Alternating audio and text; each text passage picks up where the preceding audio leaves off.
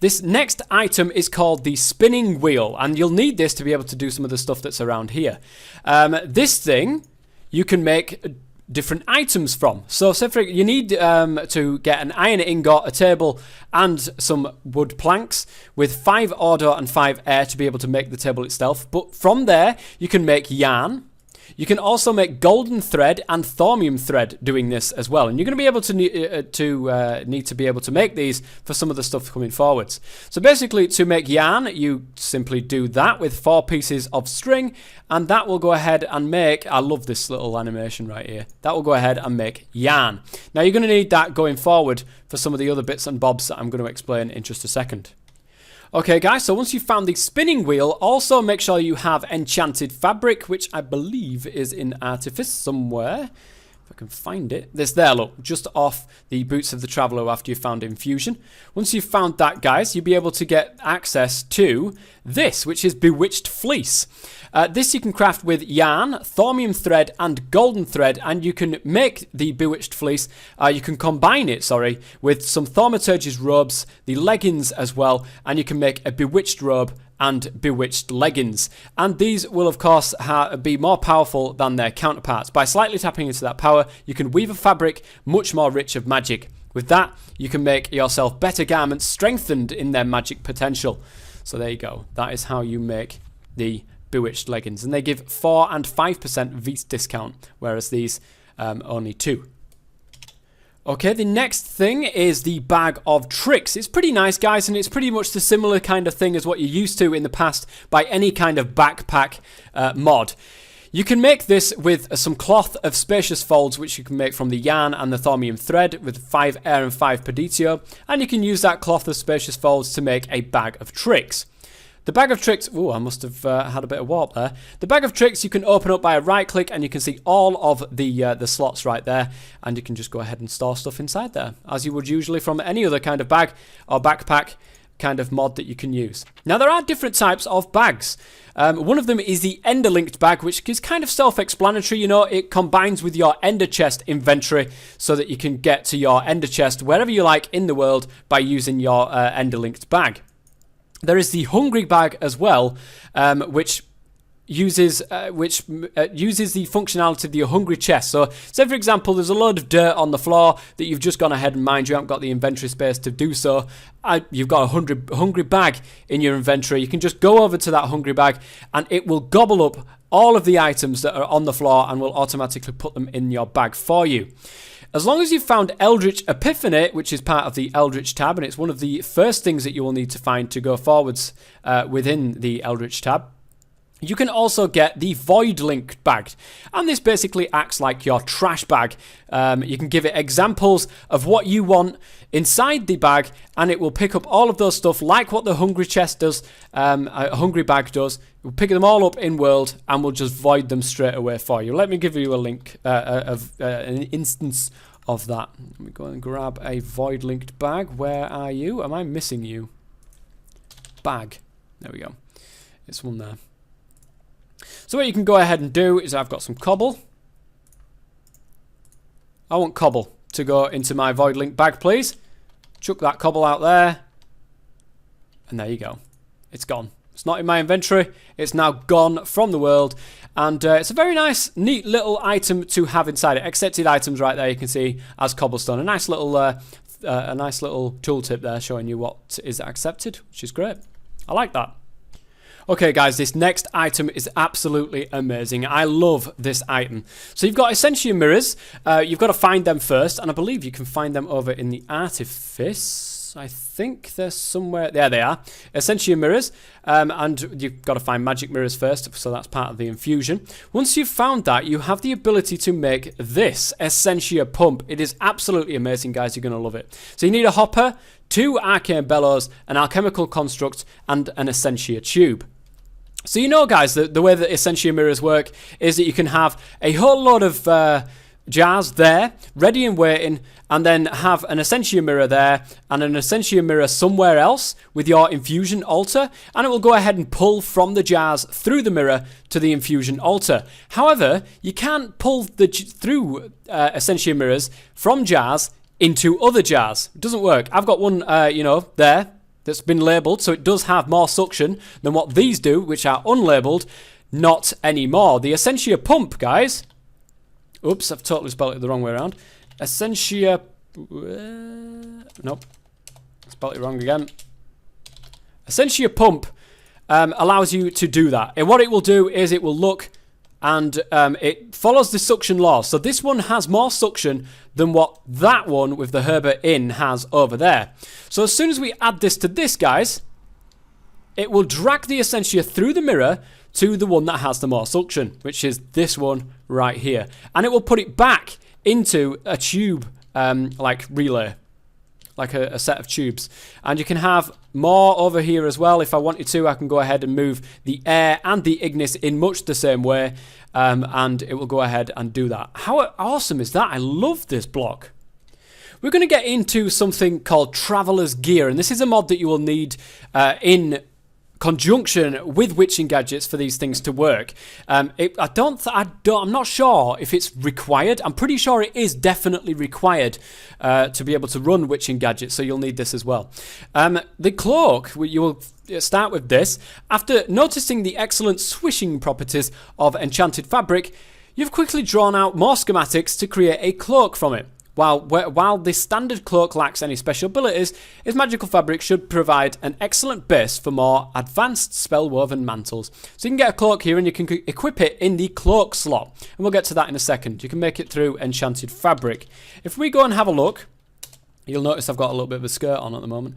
The normal cloak, which you can actually equip, guys, in this little book slot right here. So let's go and grab that. I'm going to take that out for the moment, put it in my inventory, and I'm going to put that onto there. And now we've got a lovely swishing cloak around us.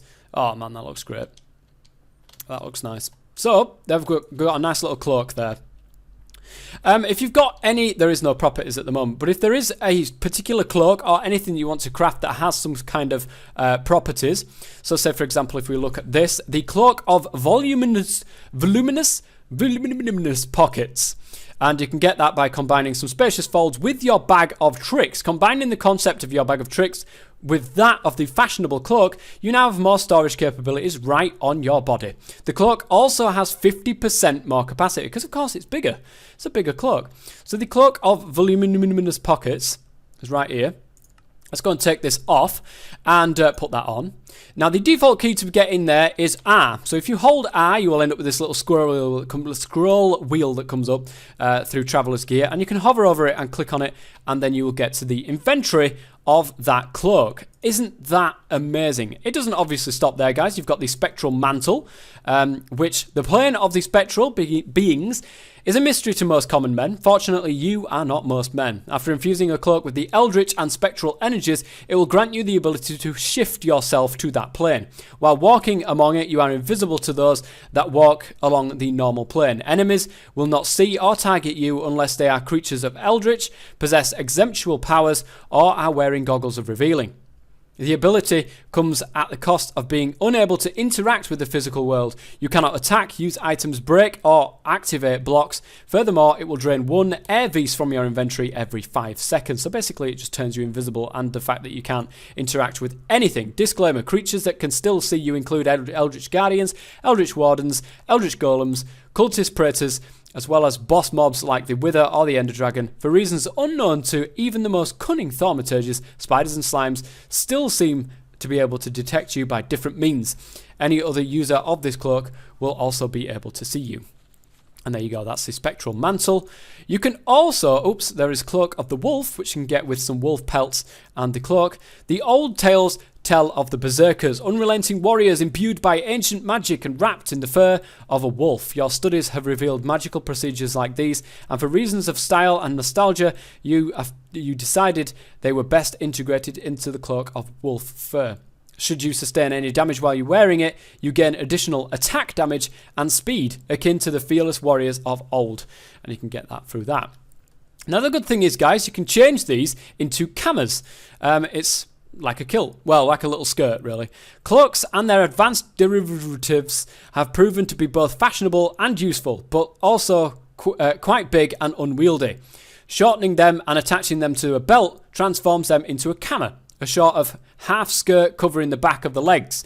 They still perform the same tasks, they are just located on a different part of the body now. Warning, due to an unknown error, you can't shift click the thing out of there, otherwise, you know, bad stuff will happen. So you can make cameras. Now cameras go in a different slot right there. So I'm not quite sure actually what would happen if we have both of those in there. So we've got that there. We got that there. So you end up with 2 abilities. So we've got like a skirt and a cloak on because why not? Because why not? So you can do numerous things with these different bits and bobs, guys, and also witching wearables. Now this is another set of different types of things that you can get through the Traveller's Gear. There's a couple of pauldrons in here, if that's how you pronounce them, and some braces as well, which I'm going to explain in just a second. You can get these steadfast spolders, which gives you a 60% knockback resistance. You can get the Berserkers Braces, which, as you can see, increases your attack damage by 2 points. You can also get the Vem Braces of Steady Progression. It will allow you to move quicker through water, flying in the air, or when confronted with highly resilient materials. They will also increase the speed at which you can climb ladders, for when you eventually need to outrun the thing you walk in the dark below. Also, you can get the Seraph's Shoulders, which will give you magical wings and allow you for a second jump in midair. You can also get the Ring of the Covetous Coin, which will increase your fortune and looting by 2 levels. The enchanted books used to make the coin can carry any enchantment. So, the Lucky Gold Coin, which is fortune and looting right there. The enchanted books can carry any enchantment, and also the gold coins to make the lucky gold coins what you need, and then you combine that with all of that stuff to get the Ring of the Covetous Coin, and you can get those cool different effects right there. The next thing I want to get into, guys, is gem cutting. Now, this is something that's added in by Witching Gadgets. It's quite nice, actually. It's quite good to play around with. So if you go inside here, you can see gem cutting is right in the middle. And you don't need anything to be able to get to it. It's just there. So gem cutting is one of the oldest yet most refined forms of magic, of giving magic a physical form. Get some gem cutters tools, guys, with some nether quartz, iron, and flint with 3 sticks. Use them on a table, and you will change that table into a mystical construct, which is the cutting table right here. So I've been messing around, and I'll show you that in just a second. If you go inside here, it's really quite easy to understand. You've got the point cut, and you've got the oval cut. Both of these do 2 different things. Let's go in, and I'll show you. The point cut is the most basic form you can give your infused gem. While it can store thaumic energies, the only way to release this energy is by crushing the gem, or crushing the gem, leaving behind some gemstone dust. The effects varying by aspect are as follows, and you will get different things per different aspect that you put on it. And how you can do this, guys, is you can get any kind of gem that's out there in the world. I've used emeralds and diamonds. Put them into there, and you will get the point cut. This is the point cut. And you can put any of the ones inside here. So if we go and have a look. Air, Terra, Ignis, Aqua, Ordo, or Peditio into that gem, cut it into a point cut, and then, you know, Bob's your uncle, Fanny's your aunt, you're laughing. You can get, with Air, a short-term high-powered jump boost. With Terra, you can grant knockback resistance. Ignis illuminates an area around you with temporary glimmers of light. Aqua releases a blast of freezing energy, turning water into ice and solidifying lava around you. Ordo restores some of your life points. Peditio inflicts some temporary warp upon you. Now, the thing to note, guys, is there is natural affinities and there's also natural aversions. Depending on what gem you use, certain gems have a natural affinity with one of those aspects, and also it will have a natural aversion to one of those aspects. So let's have a look at that in practice. If you have a look at a diamond, for example, or an emerald, if you hold shift over it, you will get the natural affinities and natural aversions of a diamond. You will also get the natural affinities and natural aversions of emerald. If you do a natural affinity, so for example, you want to infuse Ordo into an emerald to a point cut or whatever it is that you want to do, you will get something with a brilliance 3 on it. If you do one of the natural aversions into an emerald, say Aqua or Peditio, you will get... have I not done one? I thought I did. Let me use that. Can I do that? Yeah. You will see... you will get a brittle, and depending on how many you use, you can use up to 3.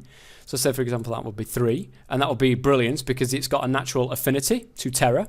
It's got a natural aversion to Aqua and Peditio, so you will get a brittle one. Where is it? Where's it gone? It was there a second ago. Swear to God. Did I put it? I didn't put it back in. I don't know where it's gone. It's disappeared.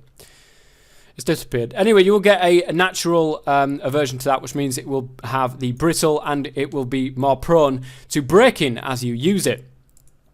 So this one right here, the Brilliance 2, I've got the point cut and I've also got the oval cut. The oval cuts do something different. If we go into here and go over to the oval cut, is a more advanced form of the infused gems. With the increase in facets, it can store much more energy and release it in smaller concentrated bursts. The effects are quite different from those of the point cut gems, and these can be recharged with Vis of a matching aspect, whereas the point cut can't be.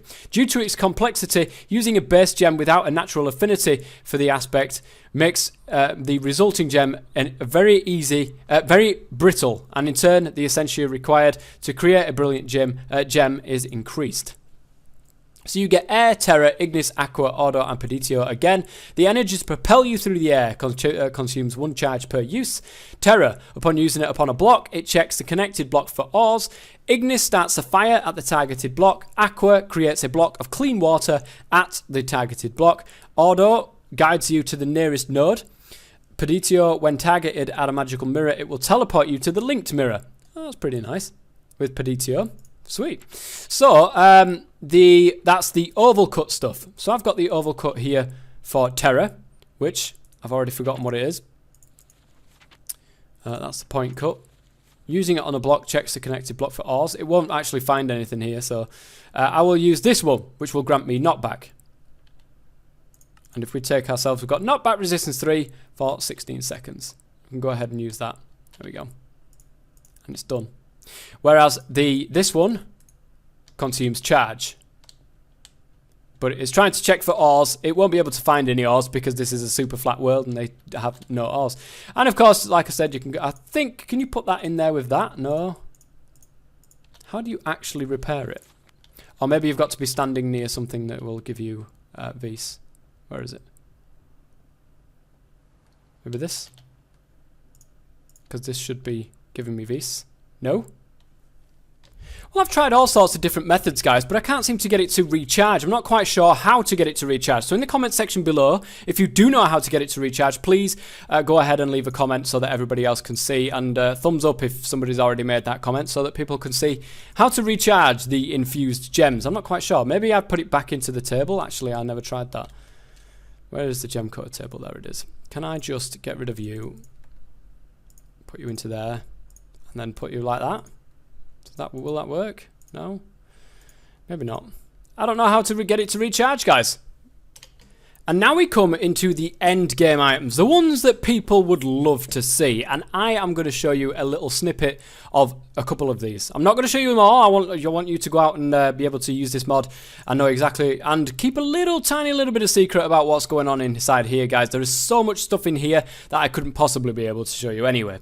So for this, guys, you've got to delve deep into the Eldritch, and you've got to get Pearl Revitalization and the Primordial Pearl. Pearl Revitalization will get so... Ooh, hang on a second. I think that's actually not what you need. You need the Primordial Pearl, should I say. That's not part of normal Thaumcraft. The Primordial Pearl is part of normal Thaumcraft, and you can find that in the Eldritch tab right there. Other than that, let's go back over to here. You will find then Primal Revelation.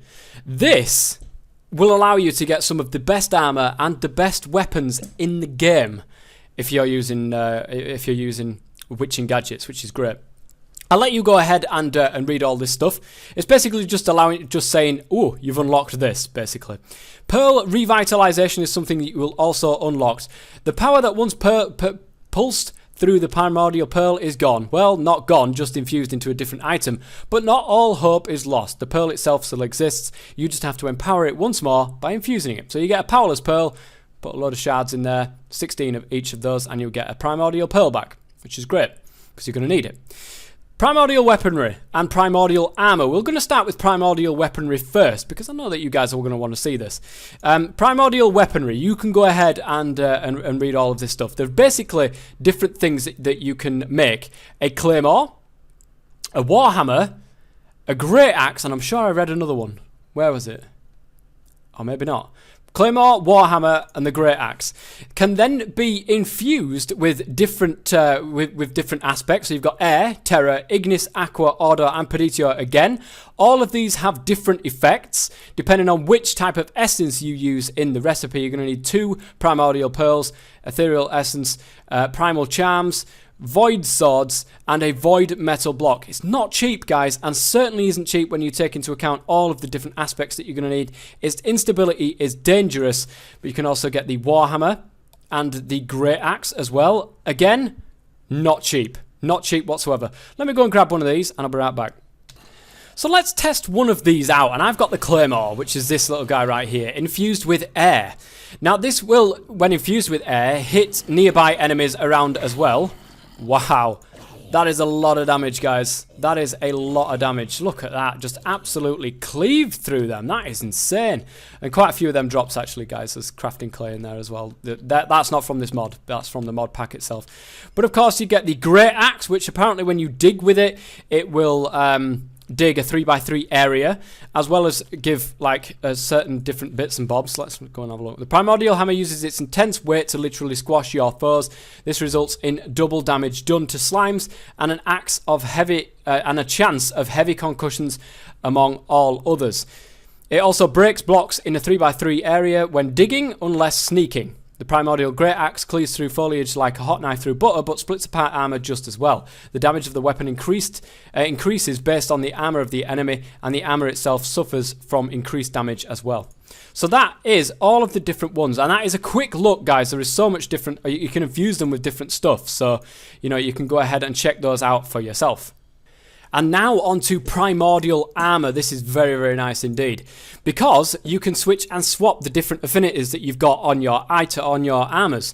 Whereas the weapons, you've only ever got one on your person, whereas the armor, you've always got 4 different pieces of armor, or, well, it depends how many pieces of armor you've got. The Primordial Armor then perfects your protection against foes. It will block quite a lot of damage on its own, but it will also is also receptive for runic enhancements. Enchantments, allowing you to strengthen it even further. In addition to that, it has different effects based on its primal affinity. So not only can you put runic enchantments on it, but it's also got this affinity, which is right here. And you can switch between the different affinities on your different armors by pressing R. Just like Fortress Armor, it can also be outfitted with Goggles of Revealing and the respective faceplates. So you get Air, Terra, Ignis, Aqua, Order, and Peditio. Air, any projectile shot at you is caught by a gust of air and propelled right back at the shooter. That'd be nice. Terra, increased protection against attacks that would normally penetrate your armor. Ignis, the damage you sustain from flames and explosions is reduced immensely, and you will be extinguished when necessary. Aqua, minor maladies like poison, blindness, withering, and nausea are cured. Will not work on warp effects. Order, the severity and duration of all warp-based status effects is reduced. Peditio, most hits on the user are avenged by striking the attacker with blindness and slowness. So these, again, are very, very expensive to craft, guys, are all these. And I've gone ahead and got some creative ones out, which that one has got Terra on it, the rest have Air, for some strange reason. How the hell did I do that? I have no idea. But here we are. I'm going to go ahead and make it nighttime. I want to get back up here. In fact, let me pick up all this rubbish down here. There we go. I want to make it nighttime once again. I want to go into normal mode. And I want to get some skellies, because of course I have the air one. I'm currently in creative, but that's going to change. I have a load of skellies right here. Give them a fighting chance at least. I'm going to come out of creative. And a couple are managing to hit me because of course all these arrows are just flying everywhere. But I should not be taking damage unless I'm on the wrong one. There we go. I'm just not taking, I'm hardly taking any damage at all here, guys. There's a couple that might be being propelled back at me. Or maybe I'm just too close. I have no idea. How the heck am I being shot? I thought this was meant to stop me from being shot. Air. Any projectile shot at you is caught by a gust of air and propelled right back at the ship. Maybe I'm too close, maybe? This guy's just firing straight in my face. Can't believe it. You can change between the different ones by pressing R. Oh, maybe I'm just... Hang on a second. I think I'm changing it myself here somehow. What? I'm not sure how I'm doing it, but I am changing it apparently. Do I right-click on it? No, I don't right-click on it. I have no idea. I'm changing them somehow. And I have no clue why. Okay, I'm not sure if I'm reading that right. It says here, in addition to that, it has different effects based on its primal affinity, which you can switch in the active ability menu. I thought you could switch between the different armors, but I think it might be just switching between different affinities rather than different armors. And the last item of everything, guys, is the Primordial Gauntlet. This thing is very nice. It is very nice. The Gauntlet features an inbuilt node transducer, and when its claws close upon a node, it will never let it go unless it's replaced by another. The 5 sockets on the device will accept infused gems, and their power can be channeled through it, while their recharge speed is based on the aspects of the contained node. Okay, so that's how it gets repaired. I see now. It should be noted that the sockets will stabilize the gems inside them, so they will never break upon use, but simply recharge. To select the active gem, the same key binding as for switching the wand foci is used. Sneak while pressing that key to open the inventory in order to add or remove gems.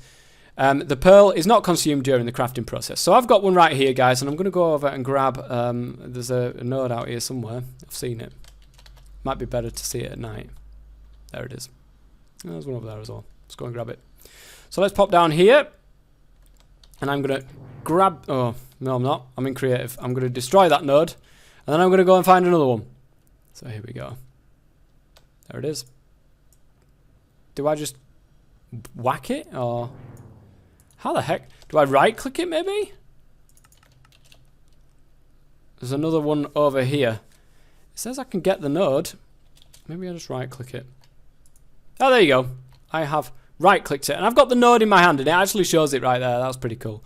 So if you shift and right-click, guys, you'll be able to open this, and you can actually put your infused gems into there, and it will recharge based off what the node is inside the gauntlet. Let's go and see if I can't get another node. In fact, let me just pop on the floor here, and I'll grab a node out of the creative inventory right here. Put that onto the floor right there, and if you right-click, it will go ahead and exchange it for the node that's inside there. I don't know if it's merging them nodes or not. I don't think it is. No, it's not. Okay, it's definitely not doing that. And then you get different nodes, and you can just change it out. And there we go, actually. That's how you are repairing these. Now, you can get all 5 different aspects. So you can get the Air, Ignis, Peditio, and Ordo alongside that. And you can switch between them using the wand foci as well. So F. It's not actually staying up for some reason. Okay, you've got to hold it for a certain amount of time and then it'll stay there. If you keep hold of it, it'll just go back down again. There we go. And you can switch between them by using that, which is pretty awesome. And that concludes the Witching Gadgets Spotlight, guys. I do hope that you've enjoyed it. I hope that you found some items that you think are pretty awesome. I love this pump. I really love this pump, guys. And I am so going to be using that at some stage. But I really do hope that you've enjoyed this Spotlight. If you have, please go ahead and leave a like. You know, share it around the place as well to other people that don't quite know what they're doing with Witching Gadgets. And they will soon be on their way. All the links you will need are in the description below. If you've enjoyed the content so much and you want to subscribe, you can also do that as well. I do other mod spotlights, I do pack spotlights, and I do let's plays as well, guys. I do hope that you've enjoyed it. If you have, I really would be grateful if you could go ahead and leave a like. Until next time then, guys, thank you very much for watching. I have been the TOFF Man, and as always, stay safe.